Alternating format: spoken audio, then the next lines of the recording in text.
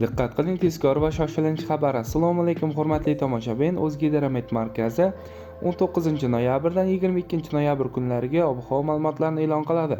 Ushbu kunlari respublikamizning barcha viloyatlarida havo biroz bulutli, ba'zi joylarda o'zgaruvchan bo'ladi, yog'ingarchiliklar kutilmaydi. Shamol sharqdan sekundiga 7-12 metr tezlikda esadi. Haroratlar 19-noyabr kuni kechasi 4-9 daraja iliq, kunduz kunlari 13-18 daraja iliq. 20-noyabr kuni kechasi 2-7 daraja iliq, kunduz kunlari 13-18 darajani tashkil etadi. 21 hamda 22-noyabr kunlari esa kechalari 0.5 daraja iliq, kunduz kunlari 11-16 darajani tashkil etadi. Ushbu kunlari respublikamizning tog' oldi va tog'li hududlarida ham havo biroz bulutli, ba'zi joylarda o'zgaruvchan bo'ladi.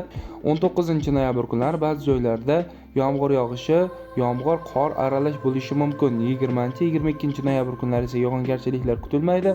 Shamol sharqdan sekundiga 7-12 metr tezlikda esadi. Haroratlar 19-20 noyabr kunlari kechalari 0.5 daraja iliq, kunduz kunlari 8-13 daraja iliq bo'ladi. 21-22 noyabr kunlari havo haroratlari biroz pasayib, kechalari 3 daraja sovuq, 2 daraja iliq, kunduz kunlari 6-11 daraja iliq bo'lib turadi. Sizlarga yetkazmoqchi bo'lgan xabarlarim shulardan iborat edi. E'tiboringizga rahmat, sog' bo'ling, salomat bo'ling.